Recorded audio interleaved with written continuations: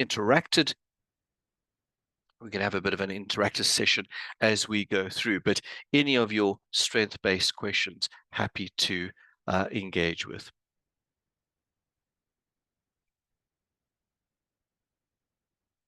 Okay. Irene, is there anything else you want to do before we jump in? You're on mute. Yeah, just to inform everyone that the meeting is being recorded, so everyone is okay with that. Other than that, over to you. You can start the session. Yeah, Irene, thanks very much. Guys, I'm going to share a slide pack. We are going to record the session, so that is going to be available to you. And then also, if you want a copy of these slides, just loop or link back to Irene, and she'll be able to share this slide deck with you. So today's session is about strengths development and the return on investment. And the thinking really today is about trying to do two things. One is introduce you to the notion of strength development, and then give you a business rationale for the impact of strength-based development. Because I think we're all interested from an HR or an OD or a training point of view around the impact of our training interventions. And so I'm going to share some really great Gallup research and data with you about how you can provide a business rationale for strength development in your business. As I mentioned, my name is Yendor Felgate, a director of BHG, the Being Human Group. BHG is an award-winning Gallup strategic licensee. Our job and our purpose really is we empower people, positively disrupt workplaces, and change the way people lead by using the science of strengths. Today, we'll talk a little bit about what that science is all about and the meaningful impact it can make in organizations. You, at any stage, are welcome to put questions in the chat, raise your hand, or simply interrupt. I mean, I think we can be quite informal, so please don't lose those great questions or anything that you may be wondering about. You're very welcome to engage with us. So for those that are not au fait with Gallup, Gallup is an organization based in the US. For the last 70 years, they've been pioneers in global analytics and advice. And their mandate is to help leaders and organizations solve their most pressing problems. Gallup knows more about the will of employees, customers, students, and citizens than anyone in the world. So they bring a really deep research-based lens to everything that they do. And in order to, and one of the reasons why this is so important is because we want to use real research and knowledge to create transformation in organizations, enable us to really delve deeply into how do we empower people, how do we build great teams, how do we help managers and leaders really develop and lead great organizations. And this is what BHG really does across the Africa piece is Gallup strategic licensee to help organizations transform their business in a positive way.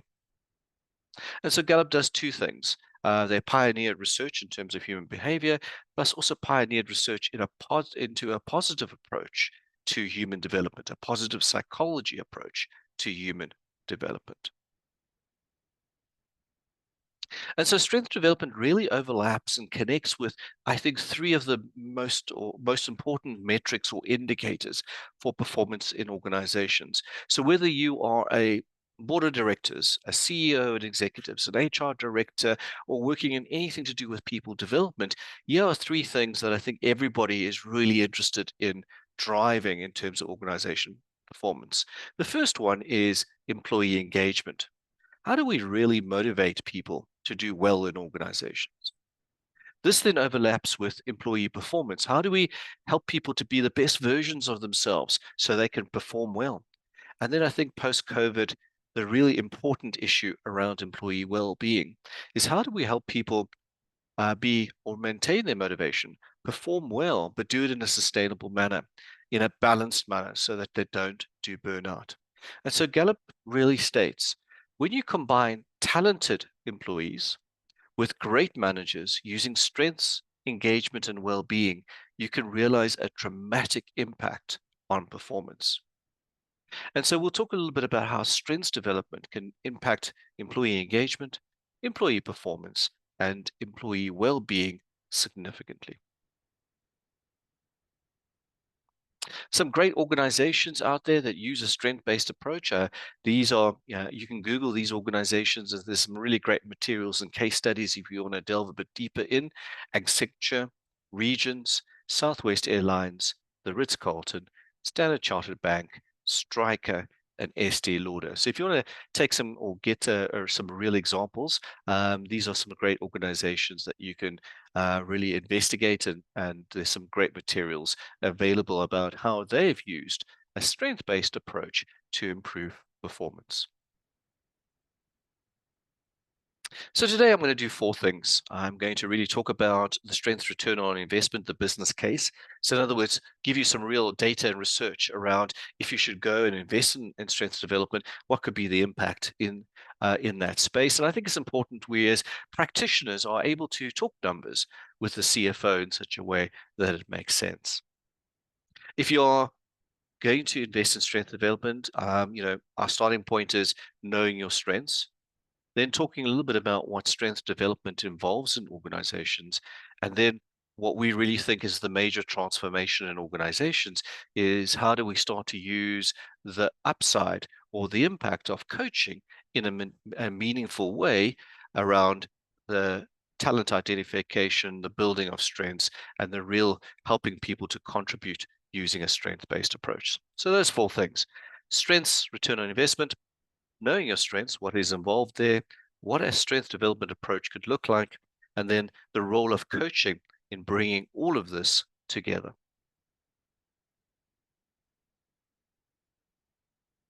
So for us, strengths is the realization of excellence, and uh, creating a great impact is not about working harder or longer. For us, it's really about tapping into the unique talents of each individual in the organization that we lead, and about helping them develop their talents in such a way that they can really work effectively, they can work smarter, they can be impactful. Because we can't expect our people to work harder and harder and expect the same returns. It's about really connecting with their uniqueness, their talent uniqueness, in a way that makes sense to them so that they can be the best versions of themselves. And let me give you a great example of this. So arguably, Lionel Messi is probably one of the best footballers of all time. Now, for those football fans out there who like Ronaldo, I'm not naysaying, but I'm just using this as an example.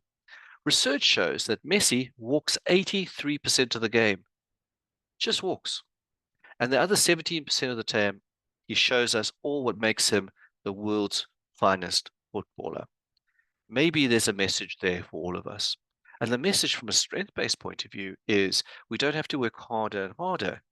If we can connect what makes us truly great, we can be exceptional. And so this links into smart, it links into the uniqueness, it links into value, it links into contribution. Now, of course, when Lionel Messi walks, he's doing other things. He's influencing, he's making sure that the opposition doesn't take advantage, he's walking into the right spaces and so forth. And so what we say about strengths, it helps us to execute effectively, influence around us in a positive way, build those great relationships that we need to be effective, and then to bring the strategic, the thinking side to the party, and bring those performance elements together in a way that's unique to ourselves or bespoke to our strength pattern. So it takes uniqueness of talent, turns them into strengths, enables us to execute, influence, build relationships, and of course, bring that great strategic worldview, the critical thinking, to the party. And so maybe we don't have to work 120% all the time. Maybe it's about working at the right time in the right way for the right impact. So the right principle, just in a little bit of a different way. So it's easy to claim this, but what does the Gallup research indicate in this area? So the metrics that I'm going to show you around the impact of strength-based development is based on phenomenally deep research. Gallup measured over 49,000 business units that have used a strength-based approach, connected with, interviewed and sampled, surveyed over 1.2 million employees. So the basis of this piece I'm going to show you is extremely deep. For those that are interested in the analytics, it's available on the Gallup webpage. It is fascinating if that type of thing intrigues you. So when we work with CEOs and executive teams, we say, when we talk about strengths development and the impact on business, here for us is the metrics that matter. For those business units that use a strength development approach, they showed a 10 to 19% increase in sales, a 14 to 29% increase in profit, a 9 to 15% increase in engaged employees, a 3 to 7% increase in customer engagement, and a 6 to 16% lower attrition rate. Now, when we present to boards, we say, think about it in this way. You don't need to restructure your business. You don't have to spend, you don't have to do capital expenditure. You don't have to get new people or hire and fire.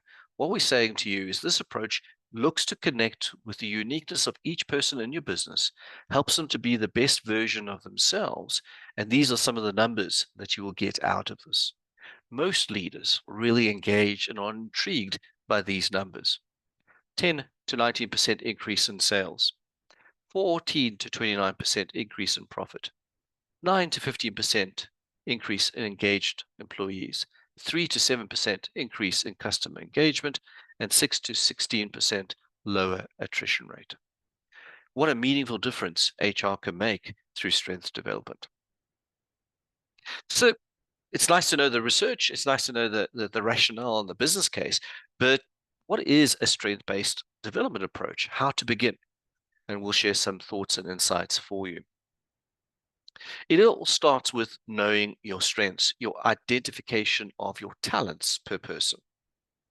And it's about living your best life using your strengths. It's now over 30 million people across the globe use their Clifton strengths to thrive at work and everywhere else. So strength-based development starts with the identification of your talent. And I'll talk a little bit more about that in depth. Now, talent for us is a natural way of thinking, feeling, or behaving. We then spend time practicing, developing these skills, and building a knowledge base. And this allows us to turn our talents into a strength, which is the ability to deliver consistent, near perfect performance in a specific task. So that's the formula around strength development, taking our talents, investing, and turning them into strengths. And the first starting point really is, let's talk about how do we identify our talents? And I'll give you some ideas in that space.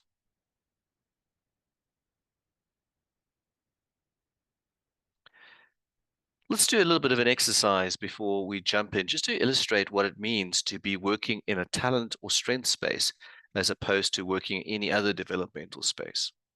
So I'm going to ask you, and if you could do this whilst I'm talking, that would be great, but I'm going to ask you to consider this thought experiment. Can you imagine if I asked you to write 5 times now, using your pen, I use my strengths every day. But instead of using your dominant hand, your normal writing hand, you use your non-dominant hand. And under pressure, using your non-dominant hand, most people say this is not an easy thing to do. I write badly. It's hard. I feel under pressure. I'm immensely stressed. I don't know how to do this well because it's my non-dominant hand. And that's exactly what it's like, or that's exactly the experience of people who do not work in a strength space. It's like writing with your non-dominant hand 8 hours a day, every single day at work. You can imagine how difficult it is. Conversely, if you're working in the talent and strength space, it is like writing with your dominant hand. It's easy, work flows, you know how to do this. You do it subconsciously with excellence. So just keep that in mind, the difference between what working in a strength space looks or feels like vis-a-vis when you don't. And when you don't, it's like writing with your non-dominant hand. Can you imagine the stress if I asked you to do that 8 hours a day? So that gives you a bit of an insight. The other key principle is to start thinking a little bit about, well, if we want to work in the talent space, what are my talents? And some people have an intuition around it. Sometimes you'll be given some feedback. You may have some clues. But it's not always easy to spot somebody's talent. And here's a great example of why. I've asked you the question, what is the loudest creature in the ocean? And typically people go, well, it's probably the whale because it's the largest, and surely the whale makes the largest sound. But if you are like me that have sons at home, you'll know if you watch National Geographic that the actual and surprising answer is the loudest creature in the ocean is this little guy called the pistol shrimp. The pistol shrimp literally is a little shrimp that could fit into the palm of your hand. But what you'll notice is the pistol shrimp has a really big claw. And so what happens is as the predator comes, the pistol shrimp sucks the water into the claw, shoots it out at high pace. And this creates an underwater reverberation that is, in decibel terms, the loudest in the ocean. So one of the strength lessons is if we want to work in our flow, if we want to make sure that we are in the dominant hand space, as I mentioned, then this is really about identifying our unique strengths. And in the pistol shrimp's case, it is the having the large claw. But that's not the end of the story. If you look at the bottom left-hand side, you'll see that the pistol shrimp often partners or is next to a little guy called the goby fish. Because what I didn't tell you about the pistol shrimp is the pistol shrimp is actually blind. So whilst it's noisy and can scare predators, it can't see a predator approaching. And that, of course, can create problems, right? And so it partners with a little goby fish. The goby fish has no natural defenses against predators, but just very large eyes. So the goby fish can see a predator. When they see a predator or danger approaching, they nudge the pistol shrimp, and the pistol shrimp then will scare the predator away. And the other really great lesson about talent is not only are your talents unique to yourself, like the pistol shrimp, but none of us have all the talents in the world. In other words, we need others to be successful and work with us in a complementary partnering way to get the best out of us. So we develop in relation to others. We develop well in teams if they're set up from a strength-based point of view. So the lessons around strengths is threefold. One is you want to know your talents because you want to be in the flow. The second one is we want to identify your unique talents, and that's not always easy to see immediately. And the third one is you can't develop talents without others. And so this is a great rubric around building high-performing teams. So that gives you a little bit of an insight using the animal kingdom to give us some clues. Do you ever wonder why you make the choices you do? Why some things come naturally while others don't? Why you are drawn to certain activities and not to others? There's a simple but powerful reason: your talents. When you understand your unique talents, you have the power to harness them, and your whole world can change. We see talent in people around us every day. The patterns of thought, feeling, or behavior that give them a unique edge. Sometimes it may even seem effortless. In fact, our talents are the keys to our innate potential. When we tap into them, we act with more confidence, inspiration, and direction. But we often take our most powerful talents for granted, or we may not even be aware of them. That's why the Clifton Strengths Finder was developed, to help you discover your areas of greatest potential. Grounded in more than 5 decades of study, the Clifton Strengths Finder is an invaluable tool designed to help you identify and activate your talents and strengths for greater happiness and success. After completing the assessment, you'll receive a personalized report describing your signature themes of talent and an action plan designed to help you unlock your innate potential. Performing at your best is easier than you may think.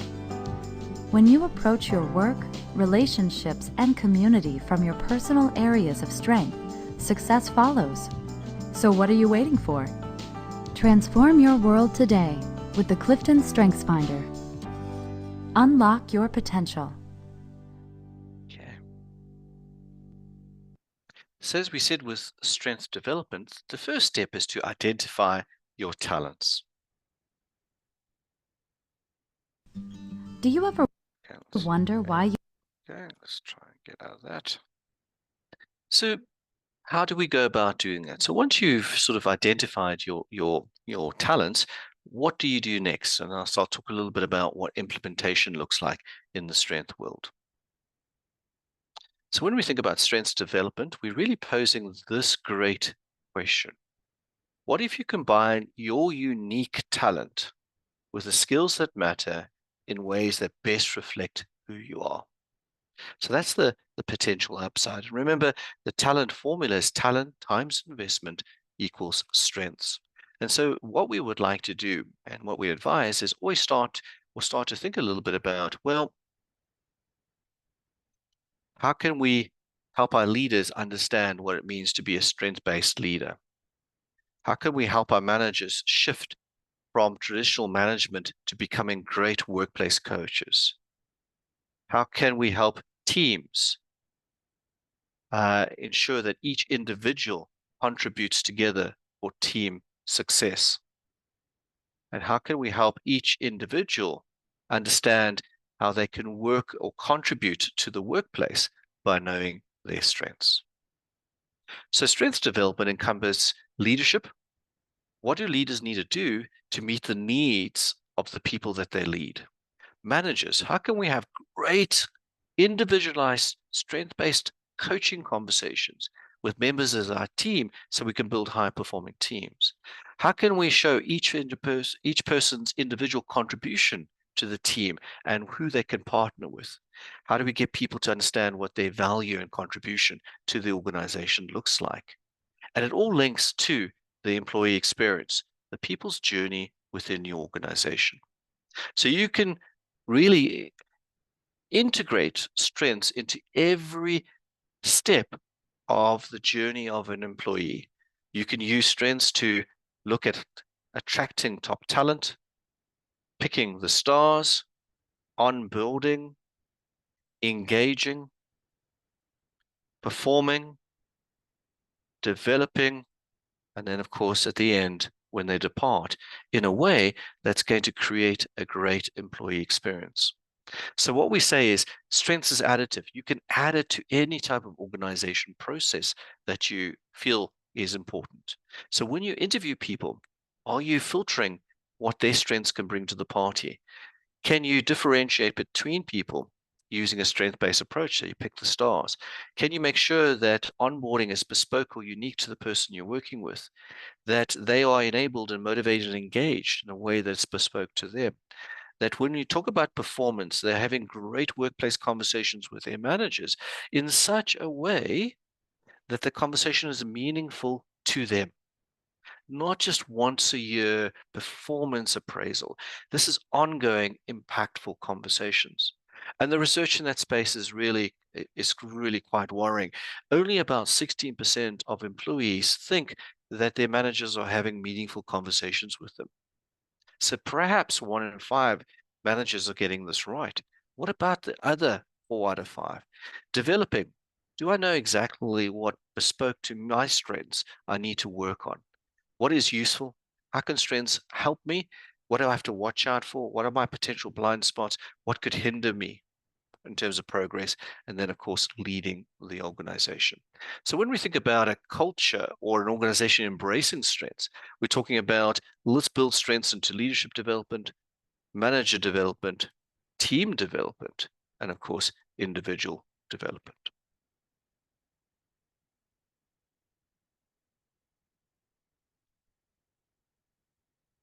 Okay, I see some questions coming. Okay, coach, love it. I love the idea that you love the pistol shrimp, and yeah, internet, what can you do, Ham? So do the best you can. So when we want to think about implementing or creating a strength-based culture, we really want to start with the CEO or executive sponsor, a top-down. A strength-based approach requires leadership and management. It can't be a bottom-up approach. We want to give every employee the opportunity to discover their strengths, build an internal network of strength coaches and champions, integrate strengths with performance management. And so this links to this idea that we're moving away from traditional performance management to really performance development. And again, if you go to the Gallup webpage, there's a great paper on what performance development means, and you can transform all your internal programs.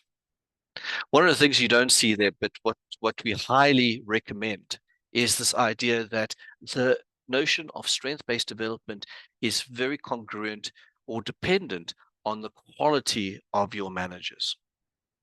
And so management quality, Gallup wrote a fantastic book called It's the Manager, and their research indicates that 70% of the variability in employee engagement scores is dependent on what managers do every single day. So that mid-tier management group is just so important that they can get the strength message right. 70% of the variability. And if your managers are not engaged, then it becomes even more difficult to motivate, lead, and develop people. So some new ways and some old ways, right? So part of the movement to strength development, we're going to let go of some old ways of thinking. Now, guys, I'm not throwing stones at the training community. I come from the training community, but there's some things that we want to, from a strengths point of view, just put to one side. The first is that not everything is teachable. Okay, some people are good at some things and others are not good at them, and then that perhaps it is what it is. So we want to give up this notion that everything is to do with the diagnostic and a gap analysis. Strength development is based on the fact that what you bring to the party is sufficient if you turn your talent into a strength. And in that sense, we are really looking at you being the best version of yourself, because that's where significant contribution lies. Does that mean that you have no weaknesses? No. There are times when your strengths hinder you because they're not developed, or there's a blind spot, or you use them incorrectly. Does that mean that you don't need skill? Yeah. You need to connect with your strengths and build your skills base, and of course connect with the values of the organization. And the way that I think about it is this: if you have an airline pilot, the airline pilot needs to know how to fly the aircraft.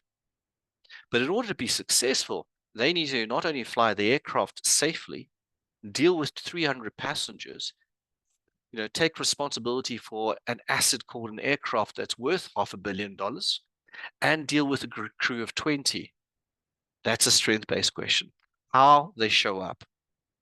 You still have to train the what, but how they show up is a strength development question. And one of the best ways to unpack and to connect with that is to use a coaching approach. Yeah, thanks. Like that. Not everything is teachable. Yeah. And so here's the two great examples of strengths, and sometimes how we get locked into, perhaps a traditional view. So the first one is this notion of your child goes to school, comes back with their report card, and on their report card, they've got an A for English and an F for maths. Now, I know as a parent, my default is to go to look at that F, have a nervous breakdown, and say, listen, you're going to extra maths lessons. Whereas I really should be looking and say, an A for English. Maybe my son is the next William Shakespeare. So it just changes the lens of the way that we think about what development is all about.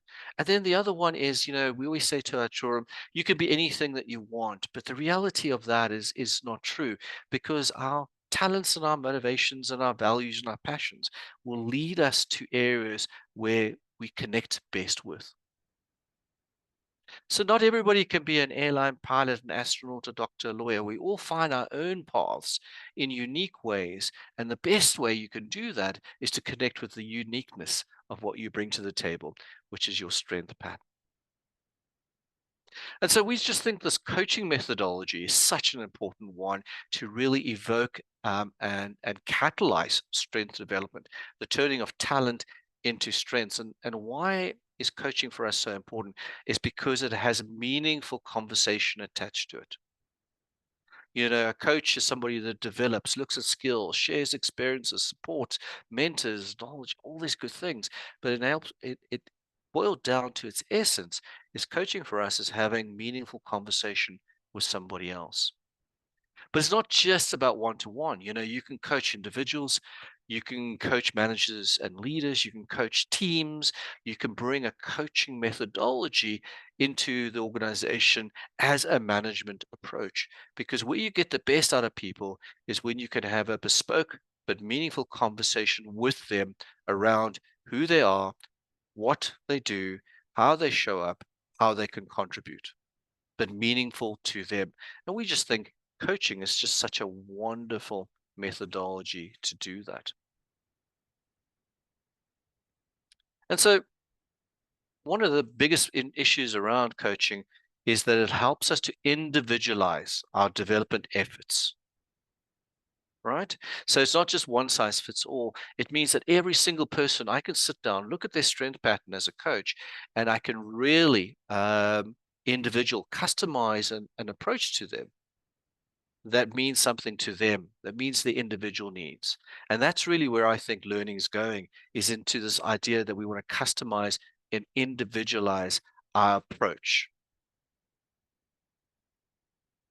Sorry, guys, I just want to.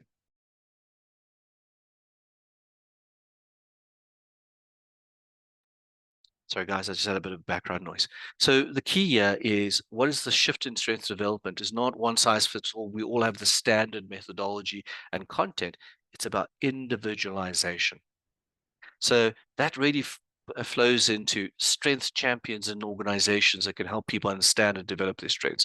Being a certified Gallup strength coach, helping managers being workplace coaches. It all fits into that sphere.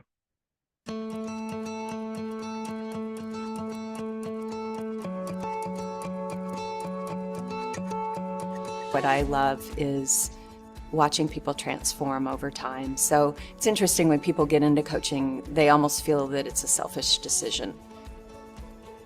I think people have to have coaches in their lives to create excellence. So you've got this amazing assessment, but it doesn't stop there. You have to be able to look at that and think about practical application. And sometimes that's hard to do as an individual because you're still kind of learning about what strengths is all about. And I think what a great coach does is help those things come alive for you and really helping you think about what are things that keep you up at night? What are things that you struggle with? What do you think your strengths get in the way? How do your strengths get more optimized? I help people sort through the challenges that they're facing, think through what's really causing it, as well as what are their goals that they have and what do they want to do. So I get them to think about it, and then I provide them a perspective based on who they are. So it's really thinking about who they are and how they do things naturally anyway. And sometimes their eyes are just open of, yeah, I do that. And they don't even realize that they're doing that all the time.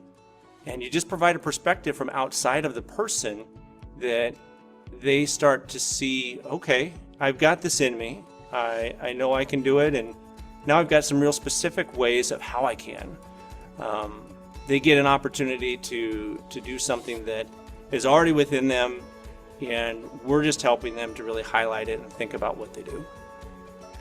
We're always asking people to take some action, to do something, to take the first step. We talk about goals, we talk about workplace challenges, and through the conversation and through some of the questions, and it gives them an opportunity to come up with some strategies to try. So now they move from a space of being stuck to a space of, oh, I've got some strategies, I've got a place, I've got some ideas, I've got some suggestions of things to try, so I can go from this reality into this aspiration. I think the coaching that I provide to individuals and teams gives individuals, I think, permission to really be themselves and have their own, perhaps their own style, their own method, their own ways of achieving particular things. I believe it empowers them to deploy themselves in the best possible fashion. And I think it also gives them a sense of confidence in how they might embrace a particular challenge or embrace a particular difficulty, and be, well, more intentional in how they can, get stuff done and be more effective. They're happier, and because they're happier, they're more productive. their quality increases, their relationships increase. They want to just be happier, healthier, more productive. It creates that ripple effect of well-being in their life. Everything gets better for them. They quickly discover it's not just for them, that it really spills over into every aspect of their life. So they become better parents, better spouses, better partners, better colleagues, better leaders, better managers. Watching them kind of step up into their responsibilities with more strength and more confidence, more power. I think that's what I love about coaching. You saved my job. You saved my family. No one's ever asked me that before. I've never thought about that before. Thank you for being honest. Thank you for being direct. I know I'm a better leader. I know I'm a better manager. I know I treat people differently. I know I get better results. The reality is when we know who we are just going to be better at what we do. So when we understand the dynamics of how we get things done or how we foster relationships or how we think, there's just something magic when we understand who we are, because it translates then into what we do every day. So having those conversations with people, helping them think through really and truly what it is about them that gives them energy and fulfillment, and having them put that into some sort of practice as they think about what they do every day, that's a fun job.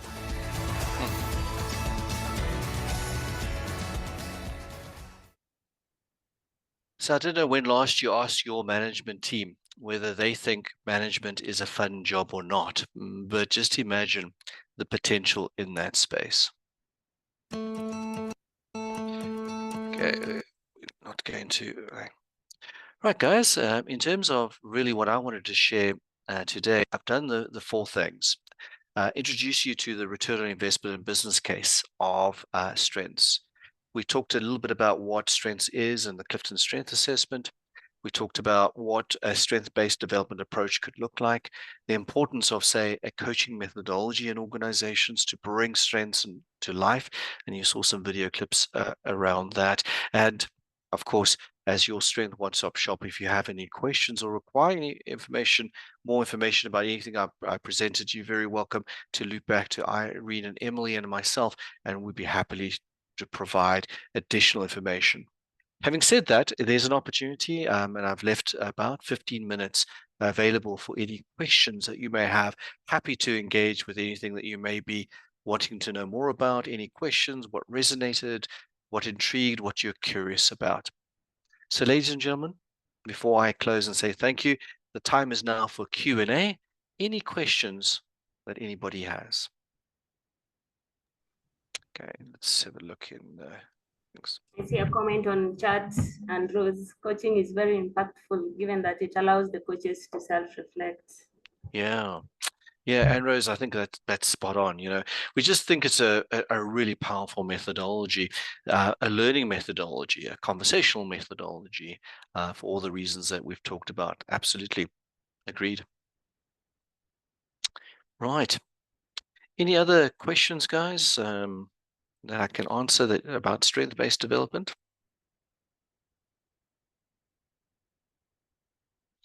Please don't be shy. I won't even ask you to put your video on.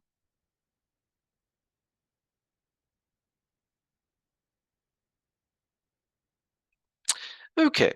If you're interested in more information, or you may want to consider becoming a Gallup certified strength coach, guys, you can loop back into our webpage, or you can reach out to us and we'd be happy to provide and engage with you. I'm going to put our webpage into the chat so you can have a look at who we are and what we do, and you can connect with us. I'm also going to put our our email address. It's info@bhgroup.africa. So that goes into the chat. If you maybe on Sunday, or when you think about it, you have 17 questions, you're very welcome to connect with us. Irene, on that happy note, Anras, I'm happy. Okay, so I'm happy to share the slide pack, but I'm going to share it. I'm going to send it to Irene as a link because obviously the slide pack is large, and she's very welcome to distribute it to everybody. And then you could have, you could obviously then engage with the link in your own time. Irene, are you okay with that? Can I send it through to you? Yeah, sure. That's okay. I'll share it out to the Okay. whole thing. The whole Transland community. Okay. Yeah. Posting the video on our Mighty Networks community. Yeah. And you're very welcome. Absolutely. So I'm just mindful that we need to just connect with the community in the right way. So I'll share the link with Irene. She can then distribute it to everybody and so on. And it will be a link as opposed to a slide pack, because otherwise everybody's bandwidth and inbox is going to be broken because it's a large one. So yeah, by all means, enjoy engaging with that. Absolutely. Thank you so much for the invitation. Irene, it's a great pleasure, and thank you so much, guys, for taking the time to be online. It's okay if you have no questions right now. It's not a test, of course. Engage with the link when Irene sends it out. If you're curious or want to know more, reconnect with us. And then remember, no questions are silly questions. So this is what we do. We have a passion for it, so I'm happy to share. The other resource you may want to do is go look at the Gallup webpage. They have wonderful resources to everything to do with strengths. And just keep in mind that we are your one-stop strength shop in Africa. Irene, on that happy note, I'm going to say goodbye. Thank you very much, guys. Have a fantastic weekend. If you're watching the Rugby World Cup, let's hope Africa does well this weekend. Otherwise, enjoy. It's a long weekend for us. So we have a public holiday bank holiday on Monday. So I'm about to go and put my feet up. But for the rest of you, enjoy your Friday. Go safe. And hopefully we'll catch you next time. Yeah, thank you so much as well for the presentation. And thank you everyone for joining. Just before we close up, I take this chance to invite all of you to our 5th East African HR Symposium. It will be in Kampala, it's still hotel, on the 15th to the 17th of November. So you're all welcome to join us for that conference. Yeah, have a lovely day, everyone. Okay, guys. Have a good one. Bye-bye.